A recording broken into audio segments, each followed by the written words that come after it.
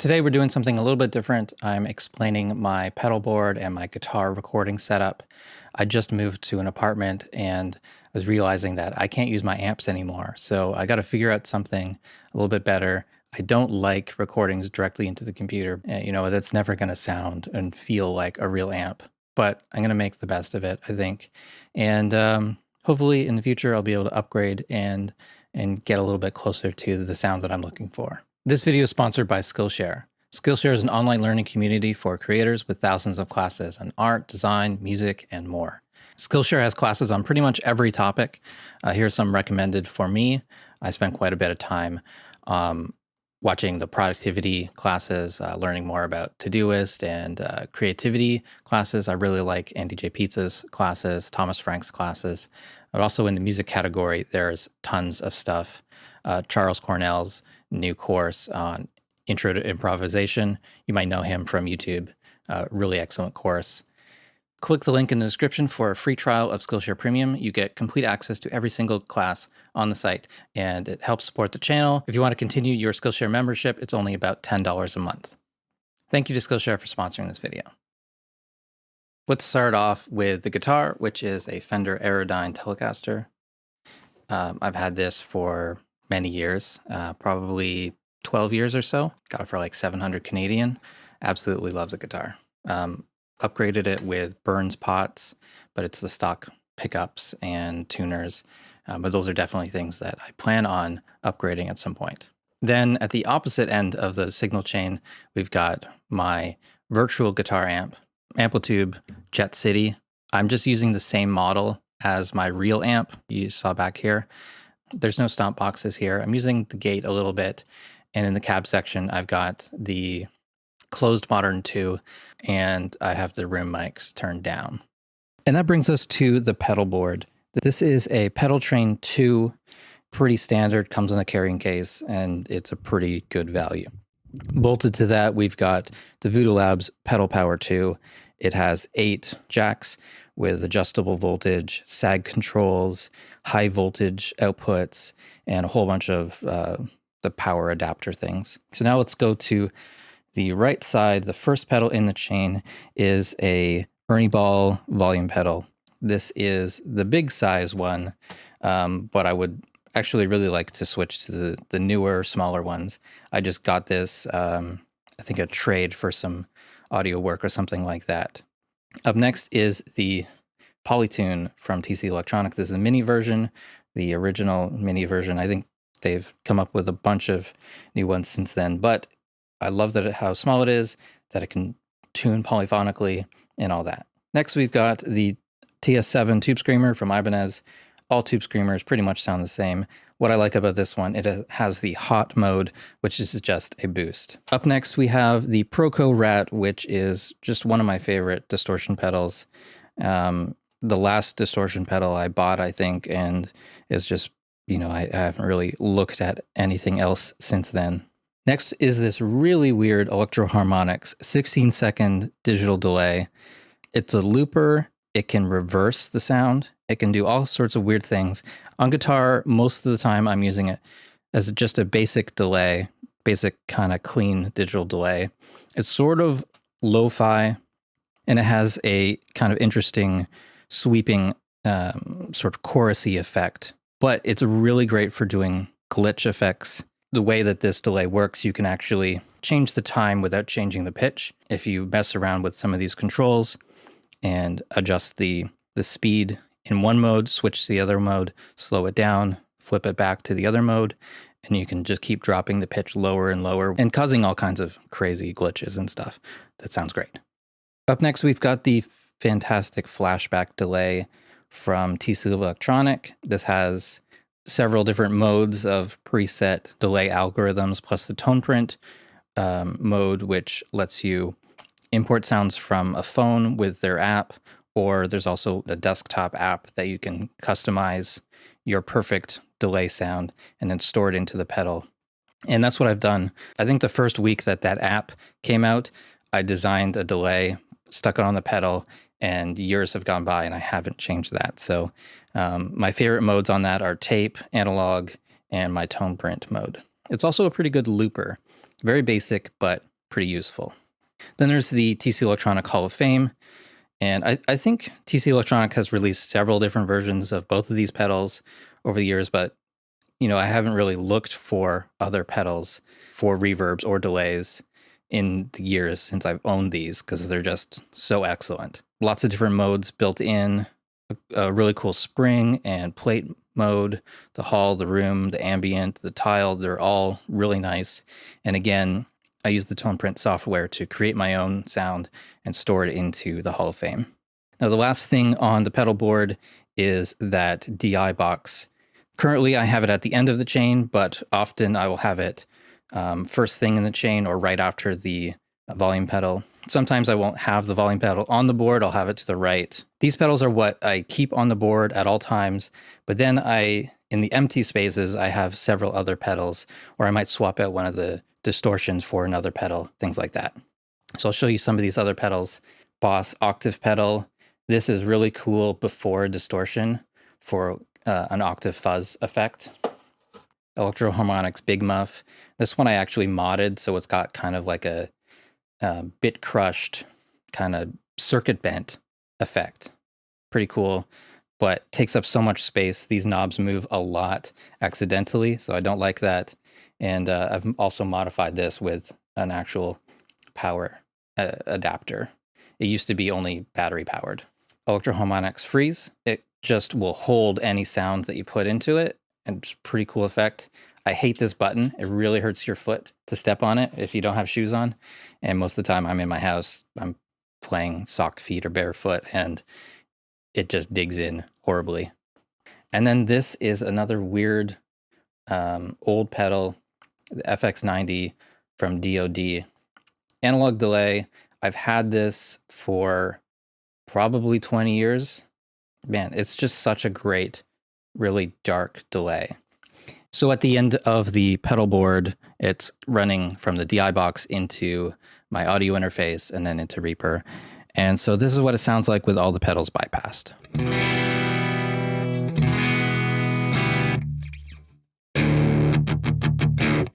So it's got a bit of grit from that amp.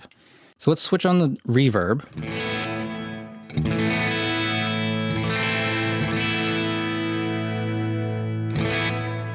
And I need that to explain, actually I'll put on the flashback as well. I need that to explain the volume pedal, I think.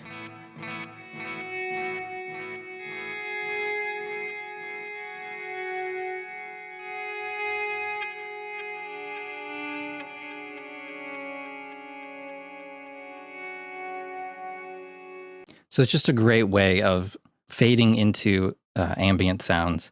My pedal board is very much like post-rock inspired with kind of basic effects. If you got rid of that digital delay, it would just be a very minimal setup that does lush sounds. You could replace the RAT and the Tubescreamer with any other distortion, but as long as you have 1 to 2 delay pedals and a reverb and a volume pedal, you're pretty much set for ambient and post-rock kinds of sounds.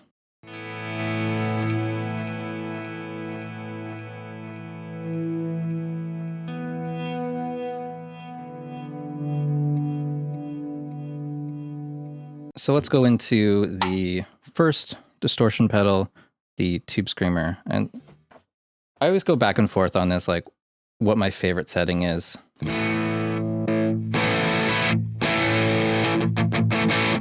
Straight up works pretty well, but also I often have the drive all the way down. And that basically just clips the signal a little bit and cuts the lowest lows out of the pickup.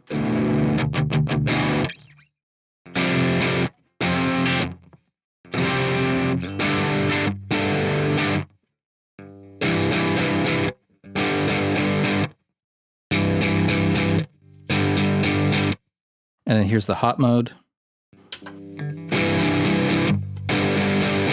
I never really go above 50% on the drive control. It's really just for a bit of a boost into the amp that already kind of is on the edge of breaking up.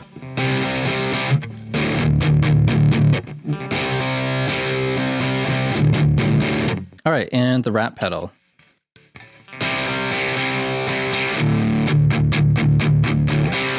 And this is just sort of a different kind of flavor. This is a tighter distortion. It can go into kind of extreme territory, has a lot more high end. One of my favorite things to do with the Rat pedal is to turn the distortion knob almost completely down. That can add a really nice bite to the guitar. It's not coming through in my headphones right now the way that it feels in the room, especially going into my real Jet City amp. Just adds this really great bite. And if you turn down the knob on the volume knob on the guitar, it kind of has this like really thin, twangy sort of sound. It's kind of there, but it just doesn't have that kind of like explosive punch through the speaker kind of effect that I'm used to.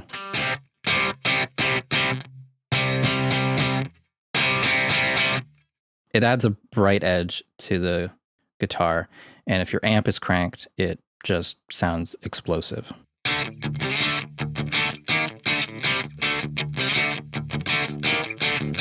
And when you're using that effect, it's often good to have the Tubescreamer set to the hot mode, so then you're boosting into the Rat, which then increases the output to the amp. And now you have multiple versions of your tone. You've got your all pedals off, Rat boost, adding more bite. You've got the Tubescreamer going into full distortion.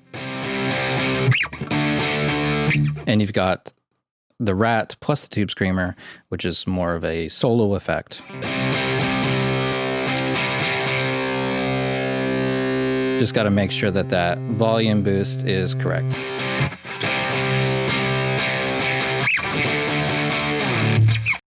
Adding more sustain and more bite, while still being really reactive to your playing.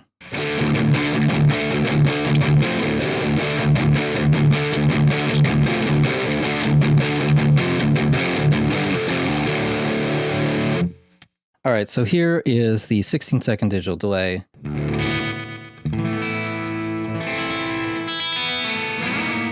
The delay time is set with coarse and fine adjustment sliders.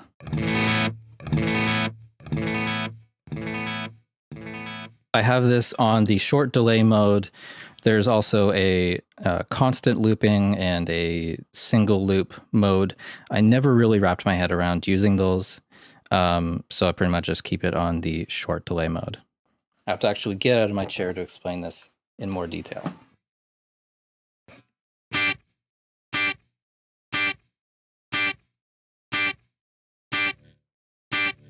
So I've got this pretty much infinitely looping. If I have this set on the pitch mode, I can change the speed of it.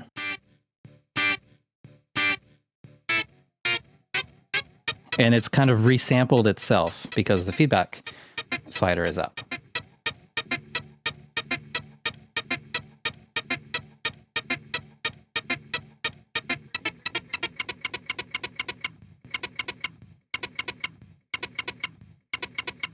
Let's give this a new sound to repeat.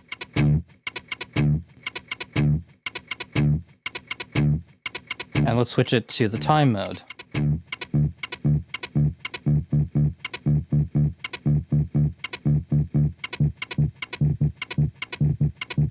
And I don't think you'll find many delay pedals that kind of do that effect, where they're resampling themselves as you change the delay time and coming up with new patterns. And especially anything that can change the delay time without changing the pitch. From there, you can also flip back and forth between the different fine-tuning modes. So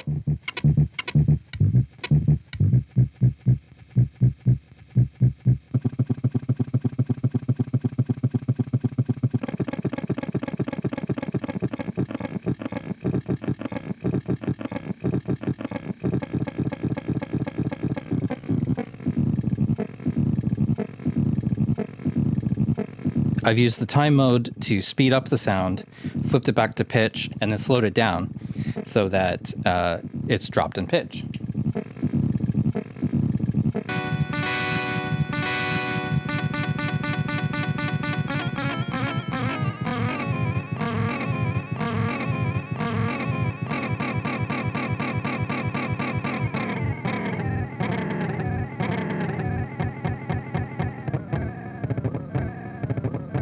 I like doing things like that. Setting the mode to time, putting it down to the lowest really fast, flipping it back to pitch, and then slowly bringing it up.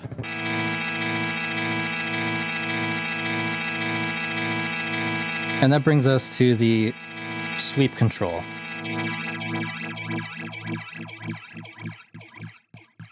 Lots of weird effects. I didn't really intend to spend so long on that, but yeah, it's such a cool effect.